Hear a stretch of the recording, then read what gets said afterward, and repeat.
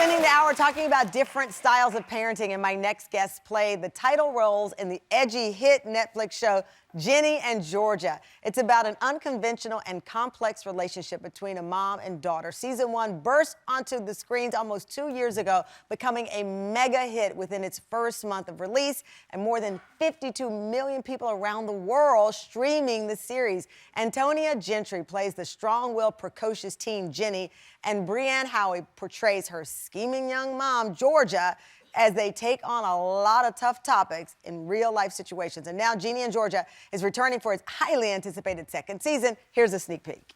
Mom, I need a note for school. What should we say? Alligator bite? Mom. FBI consultation emergency? Mom. I said you had the flu. This is good parenting. Stand fan, please welcome Brianne Howey and Antonia Gentry to the show. Come on out. Hi. Gorgeous. Welcome. Oh, thank you so much. Congratulations. Oh, boy, have a seat. Thank you so much. Oh, thank you. I mean, can you believe the success of this show? Barely. Yeah, it's wild. It is. I mean, around the world. I read that you were somewhere overseas and people were coming up saying, I love this show. We both happened to be in Europe at the same time for different reasons and had very similar experiences. It was mind-blowing, the reach of the show and the depth. Brianne, why do you think it hit such a nerve? Because here you do have this very complicated mom. Right. To say the least.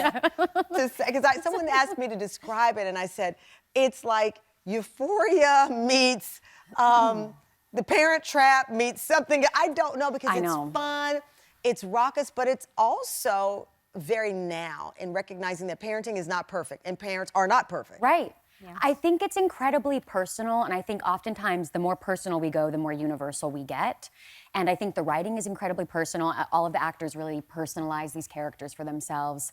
And I think people are finding catharsis in the dysfunction of it all. And there's so much humanity, the joys of life and the sorrows of life. And the diversity of experience. I think someone can find someone to relate to. And I know that was a big thing for you when you saw your character, because you're 25 now. And when you saw the character and the representation of a child of multiracial background, and I think you said something like so many others, you don't see people like yourself, and then here you are portraying a character.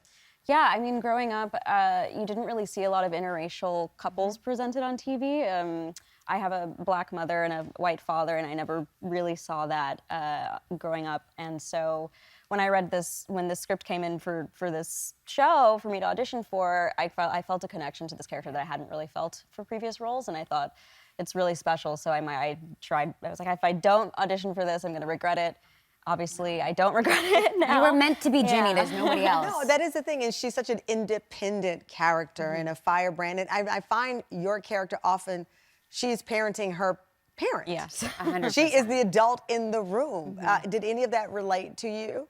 No. You're like, it wasn't that I related to. No, my mom's Jamaican. She let me know that she's the parent. Yeah.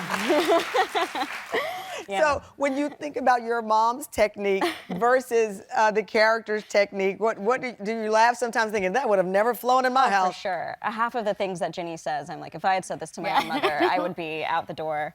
No, I think it's really interesting, though, because it does put you in a different perspective. Yeah. I know there are many people who can relate to the differences in experience that Ginny goes through versus her mother, whether it be the single young mom part, the being of mixed race and having a white mother figure and not really having someone you can speak to about your specific experiences as a person of color. All of that is really involved in the show, and I think people do find those tendrils to grasp. I know, Brianne, you lost your mom. Yeah. And she was 21. My mom had me at 21. At 21. My mom at 19. No and way. So I know that you are not a mom, but you've been looking for roles where you could tap into this.